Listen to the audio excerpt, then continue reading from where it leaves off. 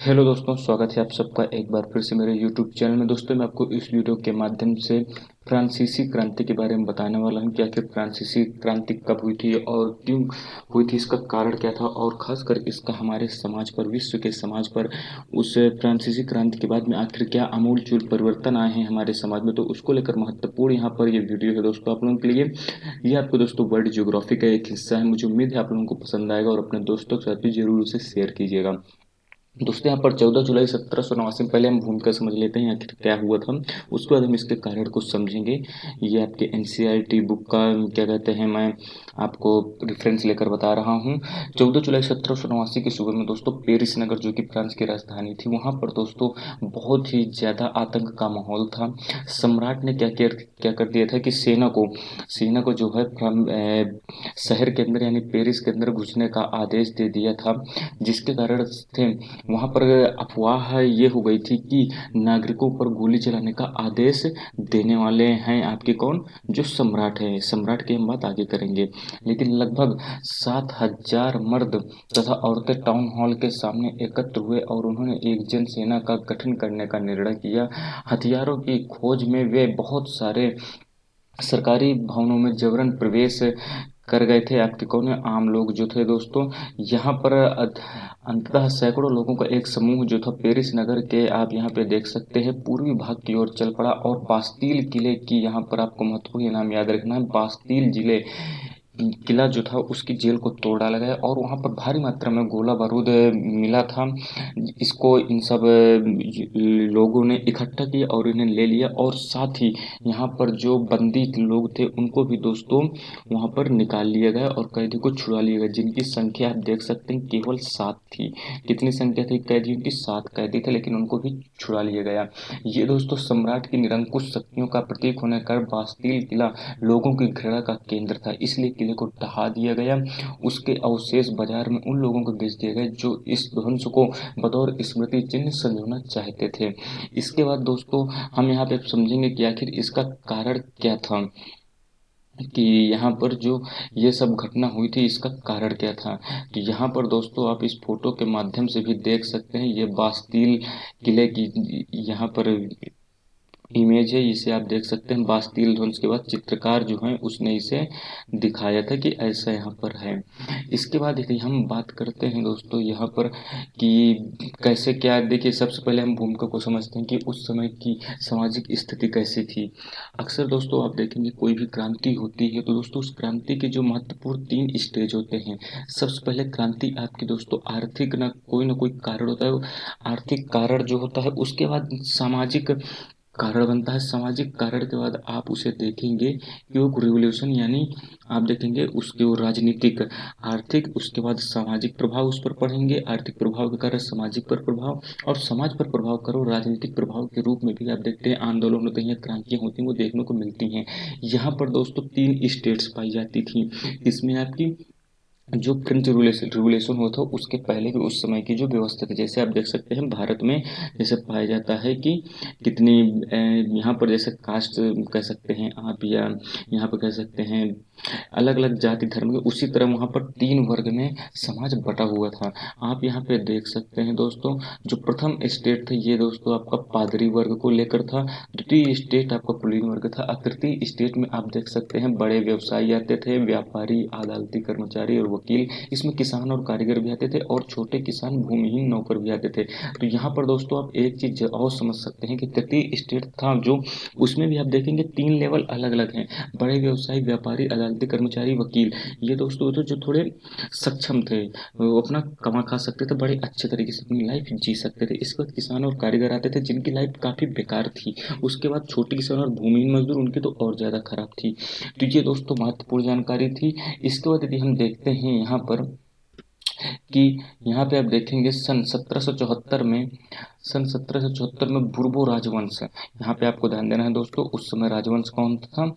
बुर्बो राजवंश। ठीक है, लुईस, यहाँ पे आप देख सकते हैं लुईस 16 यानी लुईस 16 नंबर के जो थे वो फ्रांस की राजगद्दी पर आसीन थे। उस समय दोस्तों उनकी उम्र जो थी वो केवल 20 साल की थी और उनका विवाह दोस्तों यहाँ पर ऑस्ट्रिया की राजकुमारी जो थी एंतो एनेओ, यहाँ पे आप सकते हैं एंतो एनेट के साथ हुई थी। राज्यारोहण के समय उसने राजकोष खाली पाया। जब उसका दोस्तों यहाँ पर क्या कहते हैं राज्याभिषेक हो गया, उसके बाद उसने देखा कि राजकोष तो पूरा खाली है। लंबे समय तक युद्धों के कारण दोस्तों फ्रांस के वित्तीय संसाधन नष्ट हो चुके थे।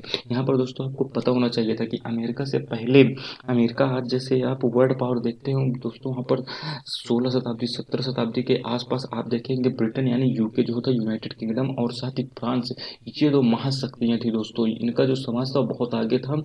अमेरिका तो इधर आप देखेंगे 19वीं और 20वीं से खासकर 20वीं शताब्दी में काफ़ी बड़ा बना है और विश्व का पावर बन के निकला है। यहाँ पे आप देखेंगे दोस्तों वर्साई की विशाल महल और राजद्वार की शान शौकत बनाए रखने के लिए दोस्तों फिजूल खर्ची का बोझ जो है वो काफ़ी ज़्यादा था। लुईस 16वां जो था उसके शासनकाल में फ्रांस ने अमेरिका के 13 उपनिवेशों को साझा शत्रु ब्रिटेन से आज़ाद कराने में सहायता की। यहाँ पे आप देख सकते हैं दोस्तों ये भी एक बहुत ही महत्वपूर्ण कारण था।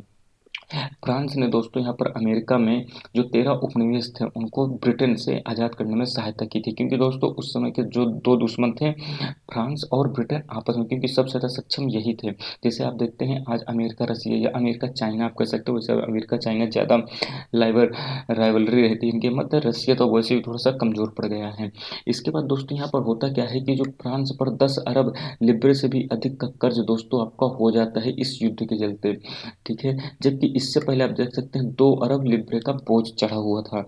सरकार से कर्जदाता अब 10% ब्याज की मांग करने लगे। जो दोस्तों ब्याज दिया था जिन लोगों ने सरकार को, वो 10% ब्याज की मांग करते हैं। इससे होता क्या है कि फ्रांसीसी सरकार का अधिकतम बजट जो होता था दोस्तों वो दिन ब दिन कर्ज को चुकाने को लेकर जो ब्याज होता था उस पर चला जाता था। इससे दोस्तों होता क्या था कि इनके जो नियमित खर्च जैसे होते थे सेना के रखरखाव को लेकर, राज दरबार को लेकर, सरकारी कार्यालयों या विश्वविद्यालयों को चलाने के लिए फ्रांसीसी सरकार में दोस्तों बहुत ज़्यादा बाधा आती थी। इसके बाद होता क्या है कि 18वीं शताब्दी में जैसे कि आपको मैंने बताया कि 3 स्टेट में लोग थे। ठीक, इसके बाद आप देखेंगे वर्गों में विभाजित फ्रांसीसी समाज मध्यकालीन सामंती व्यवस्था का अंग था। यहाँ पे आप ध्यान देना है दोस्तों, वर्गों में विभाजित फ्रांसीसी समाज मध्यकालीन सामंती व्यवस्था का अंग था। प्राचीन राजतंत्र पद का प्रयोग सामान्यतः 1789 से पहले के फ्रांसीसी समाज एवं संस्थाओं के लिए होता था।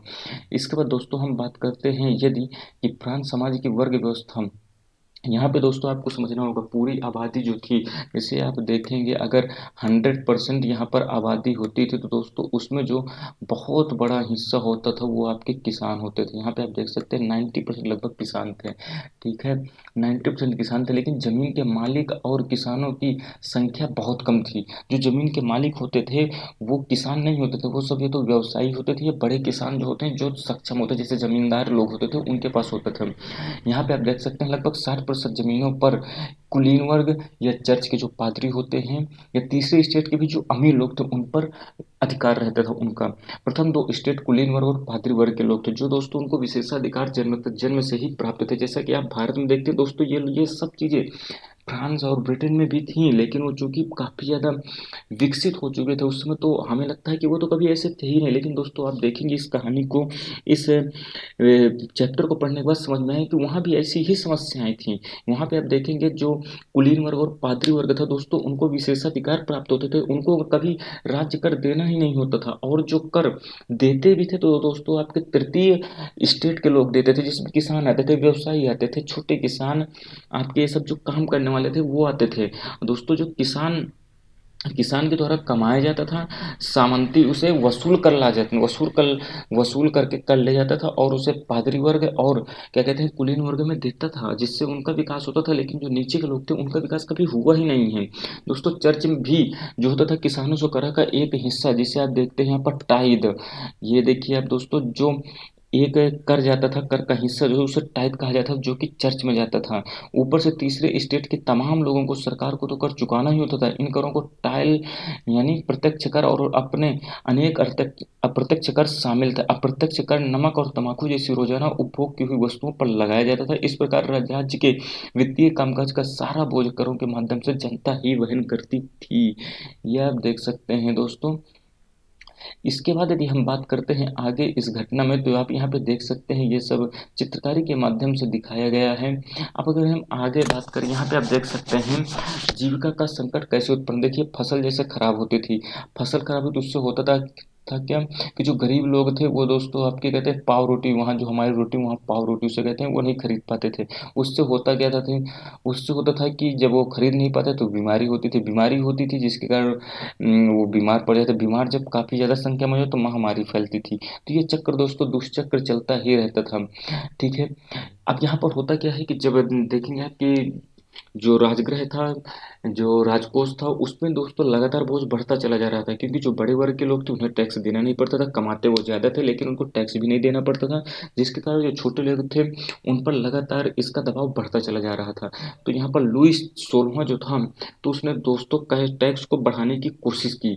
लेकिन अब दोस्तों यहाँ पर हुआ क्या कि उस पर विद्रोह करने का क्या कहते हैं, जो तृतीय वर्ग के लोग थे उन्होंने एक योजना बनाई कि हम इसका खिलाफत करेंगे। तो दोस्तों यहाँ पर आप देख सकते हैं कि काफ़ी लोगों ने यहाँ पर कहा कि नहीं ऐसा नहीं होना चाहिए, क्योंकि देखिए जो बड़े लोग हैं तो उन्होंने कुछ किया ही नहीं। यहाँ पे आप देख सकते हैं दोस्तों कुछ महत्वपूर्ण यहाँ पर क्या कहते हैं, ये आप देख सकते हैं दार्शनिक हुए हैं।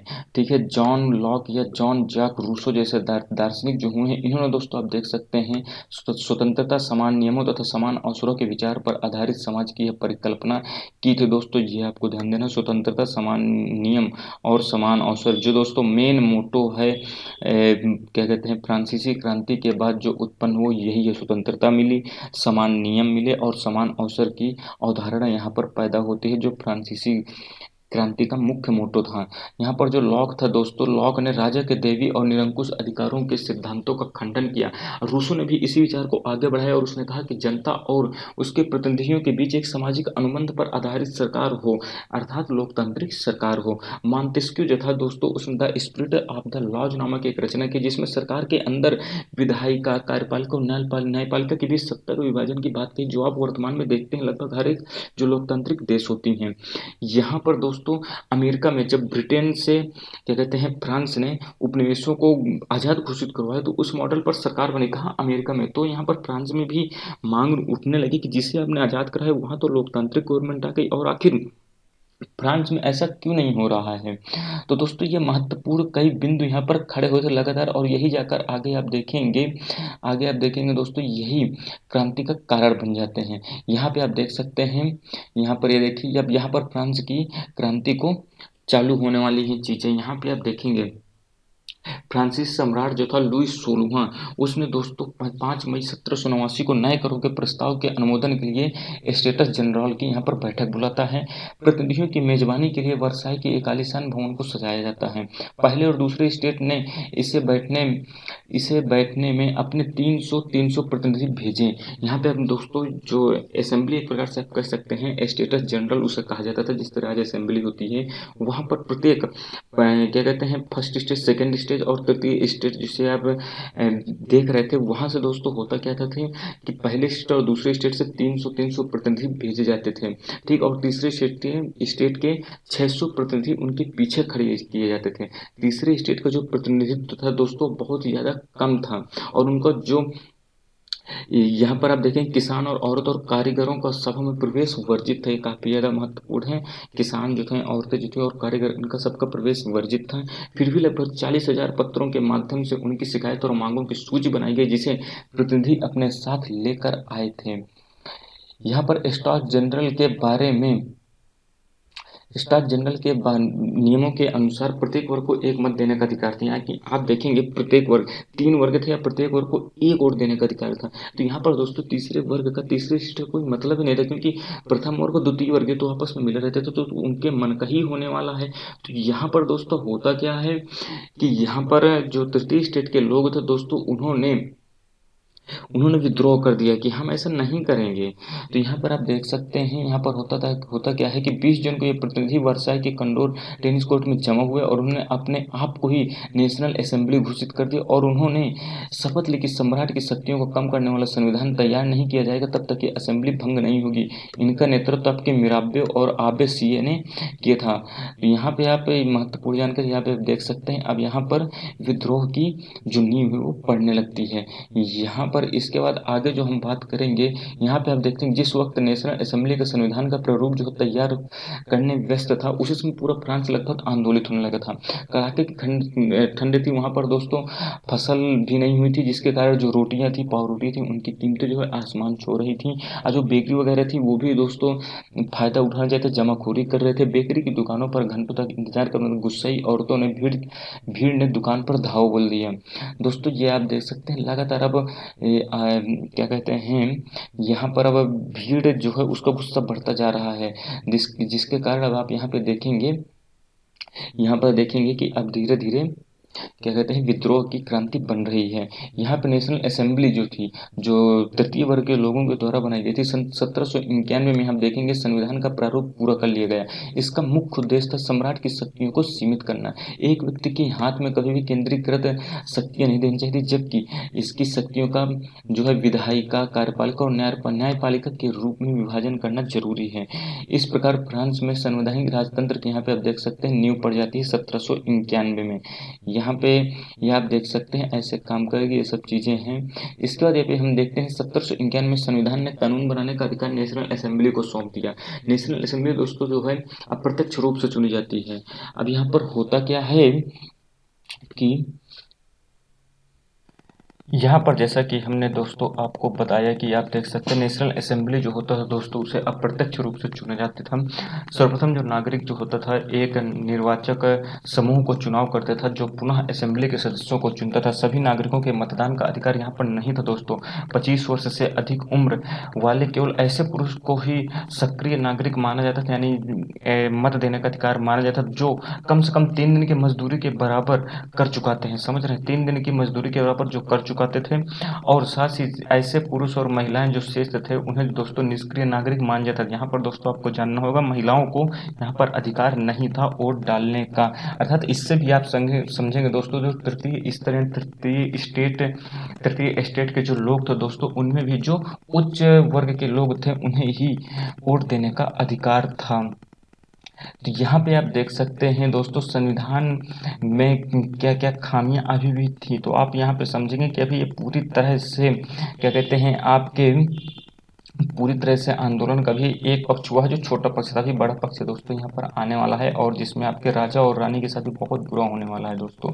यहाँ पर फ्रांस की स्थिति आने वाले वर्षों में दोस्तों और भी ज़्यादा तनावपूर्ण हो जाती है। जो लुई 16 था वो संविधान पर हस्ताक्षर किए था, ठीक है, लेकिन परंतु जो है उसकी जो गुप्त वार्ता जो है आपके के प्रशा के राजा के साथ लगातार चल रही थी, जिसके कारण होता क्या है कि फ्रांस के जो राजा होते हैं दोस्तों लुई 16 वो दोस्तों अन्य देशों से क्या कहते हैं सेनाओं को बुलाने का प्लान बनाते हैं कि इस जन आंदोलन को कैसे खत्म किया जाए और पुनः से अपनी शक्तियों को वापस पाया जाए, ऐसी उसकी मंशा दोस्तों थी। लेकिन यहाँ पर होता क्या है, यहाँ पे आप देख सकते हैं यहाँ पर क्रांतिकारी युद्धों जो होता है जो तो दोस्तों जनता को भारी क्षति एवं आर्थिक कठिनाइयां भी झेलनी पड़ती थी, ठीक है। पुरुषों के मोर्चों पर चले जाने पर घर परिवार और रोजी रोटी की जिम्मेदारी औरतों को कंधे पर आ जाती थी, जिससे उन्हें भी बहुत ज़्यादा परेशानियों का सामना करना पड़ता था। उनका शोषण और ज़्यादा होता था। देश की आबादी का एक बड़ा हिस्सा को ऐसा लगता था कि क्रांति के सिलसिले को आगे बढ़ाने की जरूरत है, क्योंकि 1791 में संविधान में सिर्फ अमीरों को ही राजनीतिक अधिकार मिला था। जैसा कि आपको मैंने बताया, लोग राजनीतिक क्लबों में अड्डे जमाकर सरकारी नीतियों और अपनी कार्य योजना पर बहस करते थे। इनमें से जैकोबिन क्लब बहुत ही ज़्यादा फेमस था, जिसका नाम पेरिस के भूतपूर्व कॉन्वेंट ऑफ सेंट जैकब के नाम पर पड़ा था, जो अब इस राजनीतिक समूह का अड्डा बन चुका था। इस पूरी अवधि में महिलाएं भी सक्रिय थीं और उन्होंने भी अपने क्लब बना लिए थे। यहाँ पर दोस्तों जैकोबिन क्लब जो होता था तो दोस्तों मुख्यतः समाज के कम समृद्ध हिस्से से आता था। इसमें छोटे दुकानदार, कारीगर जैसे लोग आते थे, ठीक है। इसमें जो आपको दोस्तों नेता था था, यहाँ पे आप देख सकते हैं मैक्सिमिलियन रोबेस्पियर था। जैकोबियन के एक बड़े वर्ग जो होता था गोदी कामगारों की तरह दोस्तों यहाँ पर धारीदार लंबी पतलून पहनने का निर्णय लेते थे, ताकि उन्हें राजाओं या बड़े वर्ग के लोगों से अलग इनकी पहचान बने। ऐसे उन्होंने समाज में फैशन परस्त वर्ग जो होते थे, यहाँ पे आप देख सकते हैं ये अधिक फैशन वाले लोग होते, जो आप देख सकते हैं यहाँ पर इतने से ही लगभग आप छोटे पहनते थे लगभग में पतलून, और उन्हें आप देख सकते हैं ये फुल पतलून पहनते थे। यहाँ पर दोस्तों कुलीनों की सत्ता समाप्ति का ऐलान का उनका एक तरीका था कि अब उनकी सत्ता समाप्त हो चुकी है, हमारी सत्ता आ चुकी है। लेकिन दोस्तों ऐसा था नहीं। जैकोबियन को दोस्तों जो है 100 कुलांत के नाम से जाना गया, जिसका शाब्दिक अर्थ होता था बिना घुटने वाला। 100 कुलांत पुरुष जो होता था लाल रंग की टोपी भी पहनते थे, जो स्वतंत्रता का प्रतीक था, लेकिन महिलाओं को ऐसा करने की अनुमति नहीं प्राप्त थी। सन 1792 की गर्मियों में जैकोबिन ने खाद्य पदार्थों की महंगाई एवं अभाव से नाराज पेरिसवासियों को लेकर एक विशाल हिंसक आंदोलन की योजना बनाई। किसने? जैकोबिनों ने। जैकोबिन क्लब जो था दोस्तों, यहाँ पर आप देखेंगे 10 अगस्त की सुबह दोस्तों उन्होंने टुलेरिये के महल पर धाव बोल दिया, राजा के रक्षकों को मार डाला, राजा को कई घंटों तक बंधक बनाए रखा। इसके बाद आप देख सकते हैं असेंबली ने जो दोस्तों है शाही परिवार को जेल में डाल दिया। नए चुनाव कराए गए। 21 वर्ष से अधिक उम्र के सभी पुरुष, चाहे उनके पास संपत्ति हो या ना हो, को मताधिकार अधिकार दिया गया। नवनिर्वाचित असेंबली का कन्वेंशन का नाम दे दिया गया है यहाँ पर। अब क्या होता है 21 सितंबर 1792 को दोस्तों जो है राजतंत्र का अंत कर दिया गया और फ्रांस को एक गणतंत्र घोषित कर दिया गया। जैसा कि आप जानते हैं गणतंत्र सरकार का मतलब क्या होता है, जहाँ सरकार उसके प्रमुख का चुनाव जनता द्वारा किया जाता है। यहाँ जो है आपकी वंशानुगत राजशाही अब नहीं रहती है। ठीक है, यहाँ पर आप देख सकते हैं कि अब यहाँ पर गणतंत्र लागू हो जाता है। लुईस 16 तो दोस्तों देशद्रोह के मामले में मौत की सज़ा सुनाई जाती है और उन्हें जो दोस्तों सार्वजनिक फांसी दे दी जाती है। इसके बाद जो रानी जो थी मेरी एंटोनेट, इनके साथ दोस्तों यही होता है। यहाँ पर दोस्तों जैसा कि आपने देखा कि राजा और रानी दोनों की हत्या कर दी जाती है। यहाँ पर अब दोस्तों आतंक का असली युग शुरू होता है। 1793 से 1794 तक दोस्तों काफ़ी ज़्यादा हिंसाएं की जाती हैं। जो रोबेस्पियर था, जिससे मैंने बताया था जैकोबियन क्लब का जो अध्यक्ष था, उसने दोस्तों नियंत्रण एवं दंड की सख्त नीति अपनाई थी। उसके हिसाब से दोस्तों जो गणतंत्र के जो शत्रु थे वो कुलीन और पादरी, अन्य राजनीतिक दल के जो सभी सदस्य थे, यानी आप सीधा समझेंगे जो इनकी सोच के खिलाफ थे, उनको गिरफ्तार करके जेल में डाला गया और एक क्रांतिकारी न्यायालय द्वारा मुकदमा चलाया जाता था और न्यायालय यदि उन्हें दोषी पाता था तो गिलोटिन पर चढ़ाकर उनका सिर कलम कर दिया जाता था। गिलोटिन दो खंभों के बीच लटकने वाली मशीन थी, जिस पर रख कर अपराधी का सिर धड़ से अलग कर दिया जाता। आप इस स्थिति को समझ सकते थे कितनी ज़्यादा दयनीय हो चुकी थी उस समय की स्थिति। इस मशीन का नाम उनके आविष्कारक जो डॉक्टर गिलोटिन थे उनके नाम पर रखा गया था। रोबेस्पियर जो सरकार थी उसने कानून बनाकर मजदूरी और कीमतों की अधिकतम सीमा तय कर दी थी। गोश्त और पाव रोटी की राशनिंग कर दी गई। किसानों को दोस्तों अपना अनाज शहरों में ले जाकर सरकार द्वारा तय कीमत पर बेचने के लिए बाध्य किया गया। अपेक्षाकृत महंगे सफेद आटे के इस्तेमाल पर रोक लगा दी गई। सभी नागरिकों के लिए साबुत गेहूं से बनी और बराबरी का प्रतीक माने जाने वाली समता रोटी खाना अनिवार्य कर दिया गया। यहाँ पे आप दोस्तों देखेंगे एक अलग ही डिक्टेटरशिप यानी राजतंत्र का ही माहौल आने लगा यहाँ पर। और आप कह सकते हैं तानाशाही वाला काम आ रहा है। जबरदस्ती हर एक चीज़, किसी का मन का नहीं, यहाँ पर अब जबरदस्ती हर एक चीज़ की जाने लगी। तो दोस्तों यहाँ पर आप देख सकते हैं रोबेस्पियर ने अपनी नीतियों को इतना सख्ती से लागू किया कि उसके समर्थक भी अब दोस्तों यहाँ पर त्राही त्राही करने लगे। अंत में होता क्या है, 1794 में न्यायालय द्वारा उसे दोषी ठहराया गया और उसे गिरफ्तार करके अगले ही दिन उसे गिलोटिन पर चढ़ा दिया जाता है। किसे? रोबेस्पियर जो कि हेड था। यह महत्वपूर्ण जानकारी है, आपको समझना होगा दोस्तों। यहाँ पे अब तक राजा रानी भी निपटा दिए जाते हैं, इसके बाद रोबेस्पियर भी निपटा दिया जाता है। अब इसके बाद आप देखेंगे यहाँ पर, अब आप देखेंगे कि अब यहाँ पर हम महिलाओं की स्थिति समझ लेते हैं। महिलाओं को दोस्तों जो है फ्रांसीसी समाज में शुरू से ही अहम परिवर्तन लाने वाली गतिविधियों में सक्रिय रूप से शामिल थीं। उन्हें उम्मीद थी कि इनकी भागीदारी क्रांतिकारी सरकार को उनके जीवन सुधारने हेतु ठोस कदम उठाने के लिए प्रेरित करी। तीसरे स्टेट की अधिकांश महिलाएं जीविका निर्वाह के लिए काम करती थी। वो सिलाई बुनाई, कपड़े धुलाई, ये सब चीज़ें करती थी। अधिकांश महिलाओं के पास दोस्तों पढ़ाई लिखाई एवं व्यावसायिक प्रशिक्षण के मौके नहीं थे। केवल कुलीन वर्ग की ही लड़कियां औरतें थी जो कि पढ़ सकती थी और आपकी क्या कहते हैं जो पादरी थे उनकी लड़कियां पढ़ सकती थीं। इनकी दोस्तों लड़कियां जो कानून पे पढ़ पाती थी उनको जो है उनकी शादी तुरंत कर दी जाती थी। तीसरे स्टेट की लड़कियों की लड़कियों को खासकर कामकाजी महिलाओं को अपने परिवार का पालन पोषण भी करना पड़ता था, खाना पकाना, पानी लाना, ये सब चीज़ें भी उन्हें करना पड़ता था। महिलाओं ने अपने हितों की चर्चा करने के लिए खुद के राजनीतिक क्लब शुरू किए। फ्रांस के विभिन्न नगरों में महिलाओं के करीब 60 क्लब अस्तित्व में आ गए। उन्होंने द सोसाइटी ऑफ रिवोल्यूशनरी एवं रिपब्लिकन वुमेन नामक सबसे मशहूर क्लब था दोस्तों। यहाँ उनकी जो प्रमुख मांग थी कि महिलाओं को पुरुष के समान अधिकार दिए गए। महिलाएं इस बात से काफ़ी ज़्यादा नाराज़ थी कि संविधान जो 1791 में बना, उन्हें निष्क्रिय नागरिक का दर्जा दे दिया गया। आखिर ये कैसे किया? महिलाओं ने कहा कि हमें मताधिकार का अधिकार प्राप्त होना चाहिए। असेंबली में राजनीतिक पार्टी के रूप में उन्हें उनकी जो है उनके पदों की मांग उन्होंने रखी कि हमें भी पद मिलने चाहिए। उनका मानना था कि नई सरकार जो हो उनके भी हितों का प्रतिनिधित्व करे। प्रारंभिक वर्षों में क्रांतिकारी सरकार ने महिलाओं के जीवन में सुधार लाने के लिए कुछ कानून बनाए। सरकारी विद्यालयों की स्थापना की गई जिसमें लड़कियां पढ़ सकें। अब पिता की मर्जी के खिलाफ भी वो अपनी शादी के लिए पिता जो है उन्हें बाध्य नहीं कर सकता था कि उन्हें यही शादी करनी है। शादी को शैक्षिक अनुबंध मान लिया गया जिसमें नागरिक कानूनों के तहत उनका पंजीकरण किया जाता था। लेकिन फिर भी दोस्तों राजनीतिक में उनका संघर्ष लगातार चलता रहा। मताधिकार और समान वेतन के लिए महिलाओं का वेतन अगली सदी तक भी अनेक देशों में चलता रहा। यहाँ पे आप समझेंगे दोस्तों, यहाँ पर सन 1946 में दोस्तों यहाँ पर फ्रांस की महिलाओं को मताधिकार दिया गया था। भारत में तो आप देखेंगे जैसे ही संविधान आप क्या कहते हैं बन जाता है हमारा, और हमारे देश में संविधान लागू होते ही महिलाओं को मताधिकार दे दिया जाता है, वो पढ़ी लिखी हो या वो पढ़ी लिखी ना हो। लेकिन फिर भी हमारे यहाँ भेदभाव ऐसा नहीं होता था कभी। यहाँ पे आप देखेंगे दोस्तों जो महत्वपूर्ण जो महिला नेता थी, यहाँ पे आपको नाम याद रखना है इनका, ओलंप दे गूज, इनका आपको नाम याद रखना है। क्रांतिकारी महिला थी जो कि फ्रांसीसी क्रांति से रिलेटेड थी, आपको ये ध्यान देना है। इनको भी दोस्तों लास्ट में क्या होता है, फांसी पर लटका दिया जाता है। यहाँ पर अब यह महत्वपूर्ण आप देख सकते हैं, बेकरी की दुकान कतार में महिलाएं ऐसे खड़ी रहती थी। यहाँ पर अब दास प्रथा का भी उन्मूलन किया जाता है। यहाँ पर दोस्तों दास प्रथा भी काफ़ी ज़्यादा थी, लेकिन जैसे ही जैकोबिन मारा जाता है उसके पहले जैकोबियन क्लब जो होता है उसमें जो आपके रोबेस्पियर था उसको मारा गया। उसके पहले आपके राजा और रानी को भी ख़त्म कर दिया गया। तो दोस्तों ये सब चीज़ें दास प्रथा काफ़ी ज़्यादा प्रचलित थी, इन सब को ख़त्म किया गया। यहाँ पे आप देख सकते हैं 1794 में कन्वेंशन जो था उसने फ्रांसीसी उपनिवेश में जो है सभी दासों को मुक्ति का कानून पारित कर दिया। यह कानून एक छोटी सी अवधि तक ही लागू रहा। 10 वर्ष बाद जो नेपोलियन आता है उसने दोस्तों दास प्रथा फिर से चालू कर दी। बगान मालिकों को अपने आर्थिक साधने के लिए अफ्रीकी निग्रो लोगों को गुलाम बनाने की स्वतंत्रता मिल गई।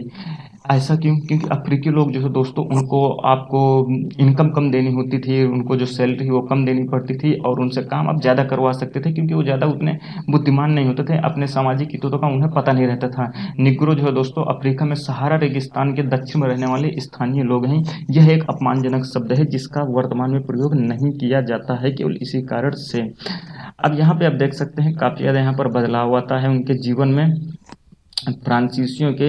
यहाँ पे आप देख सकते हैं 1804 में जो होता है दोस्तों, नेपोलियन बोनापार्ट ने खुद को सम्राट घोषित कर देता है। वो पड़ोसी देशों में दोस्तों विजय यात्रा शुरू करता है, पुराने राजवंशों को हटाकर नए साम्राज्य बनाने और उनकी बागडोर अपने खानदान के लोगों के हाथ में दे दी। नेपोलियन खुद को यूरोप के आधुनिकीकरण का अग्रदूत मानता था। उसने निजी संपत्ति की सुरक्षा के कानून बनाए और दशमलव पद्धति के आधार पर यहाँ पर नाप तोल की एक प्रणाली को भी चलाया। शुरू में बहुत सारे लोगों को नेपोलियन एक मुक्तिदाता लगता है, लेकिन दोस्तों जनता को होता क्या है कि बहुत जल्द उसने दोस्तों सेनाओं के लोग जो है दोस्तों हमलावर मानने लगे सेनाओं को। क्यों? क्योंकि दोस्तों यहाँ पर अब नेपोलियन जो था वो भी लगातार वही नीतियाँ बना रहा था जिससे लोगों पर क्या कहते हैं अपना शासन जमाया जा सके। उनको भी अभी भी स्वतंत्रता नहीं दी गई उतनी ज़्यादा। आखिरकार 1815 में होता क्या है, वाटरलू में उनकी हार हो जाती है। यूरोप के बाकी हिस्सों में मुक्ति तथा आधुनिक कानूनों को फैलाने वाले उसके क्रांतिकारी उपयोगों का असर उसकी मृत्यु के काफ़ी समय बाद सामने आता है कि आखिर वो स्वतंत्रता के लिए नहीं अपितु अपने लिए वो भी जी रहा था, अपनी सत्ता को बचा रहा था। स्वतंत्रता एवं जनवादी अधिकारों के विचार फ्रांसीसी क्रांति की सबसे महत्वपूर्ण विरासत थी। ये आपको देख सकते हैं, ये महत्वपूर्ण है, स्वतंत्रता और जनवादी अधिकार। ये विचार 19वीं सदी में फ्रांस से निकलकर बाकी यूरोप में भी फैले, जिसके कारण से वहाँ पर सामंती व्यवस्था का अंत हुआ। औपनिवेशिक समाज ने संप्रभु राष्ट्र राज्य की स्थापना के अपने आंदोलन में दासता से मुक्ति की परिभाषा दी।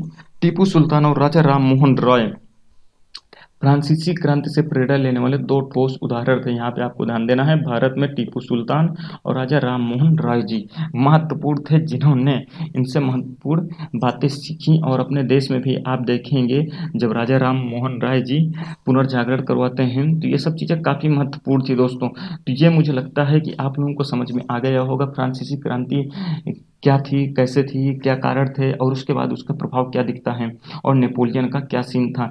मुझे उम्मीद है आप लोगों को वीडियो समझ में आया होगा। यदि आपको दोस्तों कोई भी सुझाव है तो कमेंट बॉक्स में ज़रूर कीजिएगा। मिलते हैं दोस्तों अगली वीडियो में, तब तक के लिए दोस्तों धन्यवाद। जय हिंद।